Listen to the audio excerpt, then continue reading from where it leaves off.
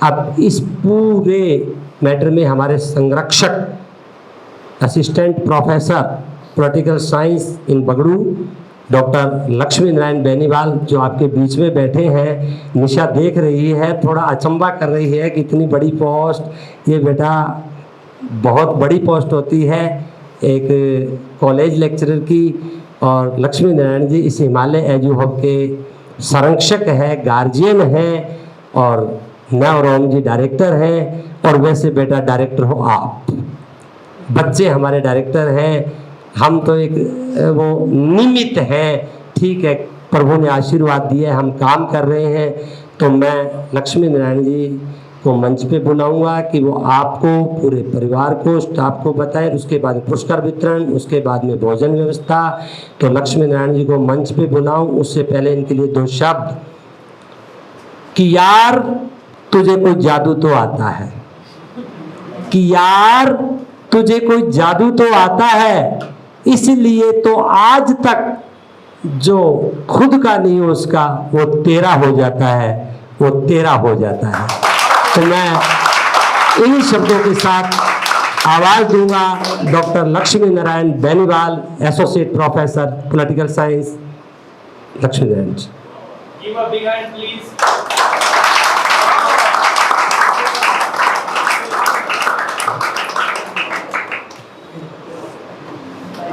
मैं सर्वप्रथम माँ सरस्वती का वंदन करता हूँ।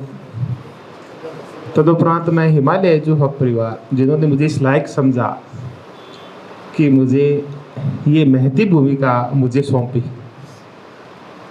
मुझे आज भी अच्छी तरह याद है कि हिमालय एजू हब का जब पौधारोपण हुआ था तो उस दिन मुझे भी बुलाया गया था। उस दिन एक था ओम भैया जी बैठे हैं, फिर ललित आया, फिर धीरे धीरे पौधा बड़ा हुआ, फिर उनकी शाखें निकली, उन शाखाओं के फिर कुछ फूल और इकट्ठे हुए, और आज एक पूरा हरा भरा पौधा है जो यहाँ बैठा है।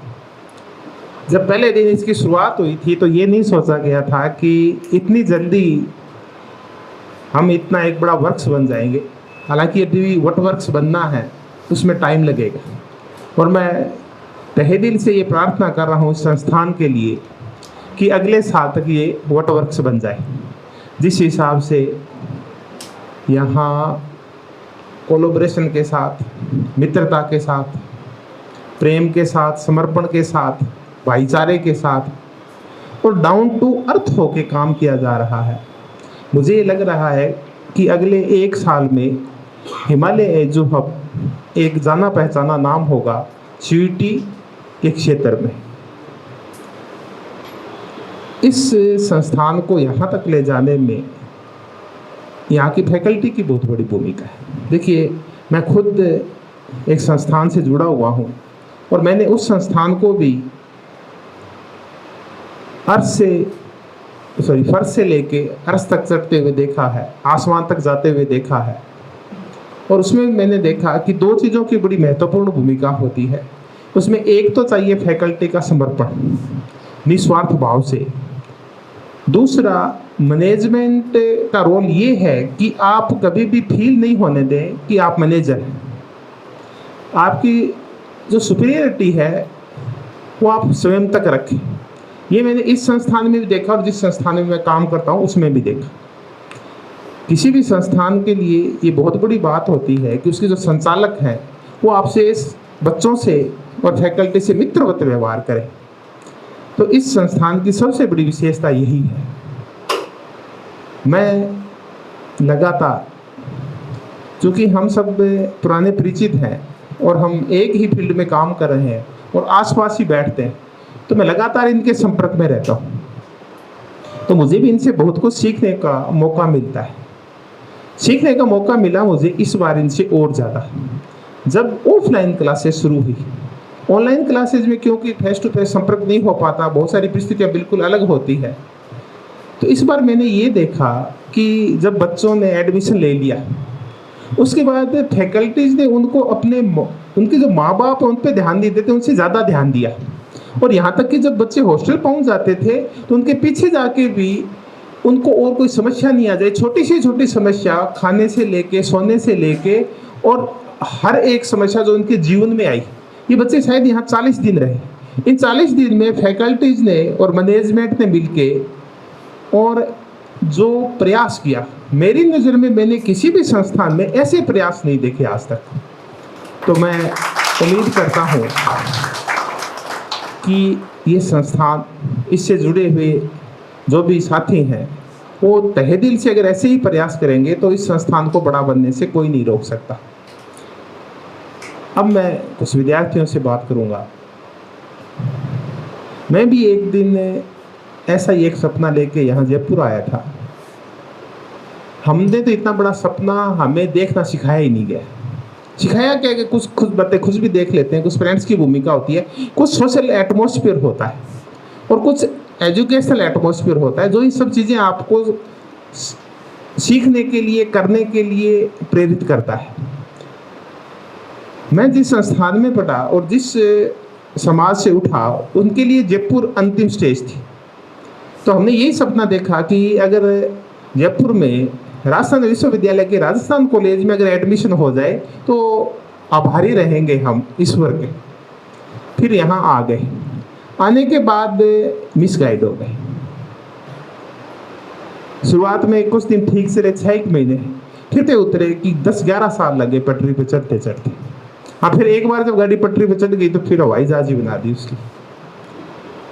अब हुआ क्या, जो आपके साथ भी होगा। पहले तो मैं यादव जी वाली बात करता हूँ, नशे वाली बात। नशे 2 प्रकार के हो गए, एक जो शरीर को नुकसान पहुंचाए और दूसरे जो मस्तिष्क को और हमारे चिंतन और मनन को नुकसान पहुंचाए। ये जो दूसरा नशा नहीं है और ज़्यादा हो गया और वो है मोबाइल का नशा। आप मोबाइल के ऊपर जितना ज़्यादा स्क्रीन टाइम बिताएंगे, आप जीवन में उतने ही पीछे जाते जाएंगे। तो आज जितने भी विद्यार्थी बैठे हैं या मेरे और भी जो साथी हैं जो तैयारी कर रहे हैं, वो अपना स्क्रीन टाइम थोड़ा कम कर दो। होता क्या है, ज्ञान का जो मूल आधार होता है वो चिंतन और मनन होता है, और हम चिंतन और मनन के लेवल के ऊपर शून्य हो चुके हैं। जब सोचने की बारी आती है कि हमने सही किया, गलत किया, हमें करना क्या है, या हमने जो कुछ विषय का अध्ययन किया है उस अध्ययन में हमारे लायक क्या था, हमें इसमें से समझ जो विकसित करनी होती है, खुद के मौलिकता और मौलिक विचार और रचनात्मकता लानी होती है, वो ये मोबाइल हमें लानी नहीं देता, हमें सोचने ही नहीं देता उस मुद्दे के ऊपर। हम जरूर ऐड जरूर देखते रहते हैं और उन विज्ञापनों को देख देख के और हम सिर्फ वस्तुओं के बारे में सोचने लगते हैं कि आज मेरे पास पैंट नहीं है, आज मेरे पास फलां कंपनी के जूते नहीं हैं, आज मेरे पास फलां कंपनी का गूगल नहीं है, आज फलां कंपनी का शर्ट नहीं है। और फिर हम इन भौतिक वस्तुओं में ही डूब के रह जाते हैं और ज्ञान के स्तर के ऊपर हम जीरो होते जाते हैं। तो मैं बच्चों से एक छोटे छोटे कुछ निवेदन करूंगा कि आप एक छोटी सी लिस्ट बना लें कि अगले 3 साल में करना क्या है। एक तो फुल मस्ती करनी है। फुल मस्ती का तात्पर्य है कि कॉलेज लाइफ आपको दोबारा नहीं मिलने वाली, जीवन में एक बार आती है और सबसे मस्त लाइफ होती है। जीवन में जब आप सबसे कम टेंशन होती है ना, इन 3 साल में होती है। स्कूल में टेंशन होती है, नंबरों की है, होमवर्क की है, शिक्षकों की पिटाई की है, घर वालों के जूतों की है, बहुत सारी टेंशन होती है, बहुत सारी चीज़ बच्चों को झेलनी होती है। लेकिन कॉलेज में आपको कोई कुछ कहने वाला नहीं है, आप बिल्कुल फ्री हैं। अब सबसे इस आनंददायक जिंदगी को और आनंददायक कैसे बनाएं ताकि ना पूरा जीवन संवर जाए, उसके लिए आपको छोटे छोटे काम करने हों। आप जिस भी कॉलेज में हैं वहाँ पता करें उसमें एनसीसी है क्या। तो मैं कह रहा था एक एनसीसी आप ज्वाइन कर लें, जीवन में आगे बढ़ने में इसकी बहुत बड़ी भूमिका होगी और आपका पूरा जीवन है उसमें अनुशासन आ जाएगा। दूसरा, आप खुद को किसी न किसी स्पोर्ट्स एक्टिविटी से जोड़ लें। इसके लिए ज़्यादा नहीं देना, आपको 1 घंटा डेली देना है और आप वो कभी भी निकाल सकते हैं। मैं तो ये उम्मीद करता हूँ कि इसके लिए आप सुबह का टाइम चयन करो। अगर आप उठने की एक आदत सुधार लेते हो ना, तो भी आप देखेंगे कि आपका जीवन ना औरों से बिल्कुल ही अलग होगा। ज़्यादा नहीं, आप 6 बजे उठना शुरू कर दो। यूथ के साथ सबसे बड़ी प्रॉब्लम है कि 10-11 बजे उठता है, उसको थोड़ा सा आप 6 बजे तक ले जाओ। सुबह चाहे आप ग्राउंड के ऊपर घूम के ही आ जाओ, एक ये आदत विकसित कर लो। तीसरी आदत, कॉलेज चले जाओ, क्लासेस रेगुलर लो। आप चाहे आप 2-2, 3-3 घंटे जाओ, लेकिन कॉलेज रेगुलर जाओ। उसके बाद आप जहाँ कहीं भी आपके आसपास लाइब्रेरी है, उस लाइब्रेरी में जरूर जाओ। आपके हर के प्रत्येक के कॉलेज में लाइब्रेरी होगी, या आप जब डीयू में चले जाओगे, वहाँ सेंट्रल लाइब्रेरी है बहुत अच्छी, उसका कार्ड इश्यू हो जाएगा। वहाँ ज़्यादा नहीं, आप थोड़ा रीडिंग रूम में 15-20 मिनट, आधा घंटा बिता लो, घंटा पर उस लाइब्रेरी में बैठ लो। एक ये आदत डेवलप कर लो। एक और आदत डेवलप करो। जो गांव से जो बच्चे जाते हैं अधिकांश, या छोटे कस्बों से जो बच्चे जाते हैं, वो शिक्षकों से बड़ी झिझक रखते हैं और उनसे दूर दूर रहते हैं। ऐसे लगता है शिक्षक हमारे दुश्मन है। अच्छा, ये हमारी आदत डेवलप तब से हो जाती है जब हम बचपन में थे, क्योंकि बचपन में गलती वहां से हो जाती है जहां एक शिक्षक बच्चों की पिटाई कर देता है। तो दो ना विरोधी ध्रुव बन जाते हैं, शिक्षक और बच्चे। वही जाके और उनकी आदत कॉलेज में होती है, वो ना शिक्षकों से दूर रहते हैं। धीरे धीरे वो शिक्षकों से मिसबिहेव करने लगते हैं और अपने आप को शिक्षकों से बड़ा समझने लगते हैं। जब आप डीयू में जाओ तो जो शिक्षक आपको सबसे अच्छा लगे, आप उससे डेली नमस्कार करना शुरू कर दो। 10, 12, 15 दिन में आप देखेंगे कि आप अगर एक कदम चलेंगे तो वो शिक्षक आपके लिए 2 कदम चलेगा। आप उससे एक बात बोलेंगे तो वो आपसे 4 बात बोलेंगे। अगर आप उनको गाइड करने के लिए एक बार कहेंगे तो वो आपको 10 बार गाइड करेंगे और वो आपके मेंटर बन जाएंगे। तो आपको ऐसा एक शिक्षक का वहाँ चयन करना है जो आपका मेंटर बन जाए। और ये एक छोटा सा काम है, कुछ नहीं करना होगा। जैसे शिक्षक आपको दिखाई दे, अगर आपकी पैर छूने की इच्छा नहीं है तो आप एक साधारण नमस्कार कर दें और मुस्कुरा के नमस्कार कर देंगे तो शिक्षक आपको पहचानने लग जाएगा। हम गड़बड़ क्या करते हैं, जैसे शिक्षक पास से निकलता है हम नीचा सिर करते हैं और साइड कट मार लेते हैं। ऐसा नहीं करें। शिक्षक से मुस्कुरा के नमस्कार करेंगे तो हर एक शिक्षक एक हंसता मुस्कुराता हुआ बच्चा देखना चाहता है। एक ये काम करें। तीसरा एक और काम करें। आप जैसे आज ये दोस्त आया, वो यहाँ आके थोड़ी देर बोला, ये बहन आई, गुजर आई छोटे वाली, ये यहाँ बोली। आप देखें ऐसे आपने यहाँ आना शुरू करें। शुरू में ना आपके पैर कांपेंगे, आप ये बोलोगे कि आप बोल कुछ और रहे हैं और निकल कुछ और रहा है। आपके मस्तिष्क पे आपको लगेगा कि आपका नियंत्रण नहीं है। तो हम 2 प्रकार के बन सकते, एक तो यहाँ आने वाले बने, या एक नीचे पीछे जाके एक दूसरे के खुर करने वाले बने। जो खुर करने वाले हैं वो ताज जिंदगी पीछे बैठे क्या करते रहते हैं, खुर करते रहते हैं। और बाकी फिर कहाँ जाते हैं, यहाँ आना शुरू हो जाते हैं, धीरे धीरे इस स्टेज के ऊपर आना शुरू हो जाते हैं। तो एक आप चाहे कम बोले, थोड़ा बोले, लेकिन जब भी मंच मिले ना, आप मंच को संभालना सीखो। ये आपकी पर्सनैलिटी का डेवलपमेंट का सबसे बड़ा माध्यम है कि आप बोलना सीखो। एक ये काम करें। एक और काम करें, एक किसी भी एक लैंग्वेज के ऊपर आप पकड़ करें। क्योंकि आप डीयू में चले गए हैं तो आप अधिकांश एक काम करें कि आपका माध्यम है ना, वो तो इंग्लिश होगा अधिकांश का, लेकिन इसको ना थोड़ा सा बोलने में भी इसको लेके आए, एक हैबिट डाल लें। हैबिट ये डाल लें कि आप एक दूसरे के साथ कन्वर्सेशन में या किसी भी रूप में इस एक लैंग्वेज को थोड़ा सा और रिच कर लें। जब आप बड़े हो जाएंगे और आपको किसी भी मंच पे बोलने का मौका मिलेगा, किसी से मिलने का मौका मिलेगा, जब या आप ये कहोगे ना कि आप डीयू में पढ़ के आए हैं, तो इस लैंग्वेज की वजह से आपकी पहचान थोड़ी सी अलग हो जाएगी और आपके जो आगे बढ़ने के और आर्थिक मौके ढूंढने के चांस है वो भी थोड़े से बढ़ जाएंगे। तो मैं कुछ छोटे मैंने आपको राय दी है कि 2 घंटे आप एनसीसी के लिए निकाल लें, आधा घंटा स्पोर्ट्स के लिए निकाल लें, 1-1.5 घंटे आप लाइब्रेरी चले जाएं, घंटे 2 घंटे आप जाएं, वो कॉलेज जब भी जाएं आप 2-3 घंटे आप लगा के, ये टोटल 6-7 घंटे का काम है। बाकी घंटे आपके पास मस्ती करने के लिए, आप फिर मस्ती करें, खूब मस्ती करें। हम मोबाइल से थोड़ा सा दूर रहें।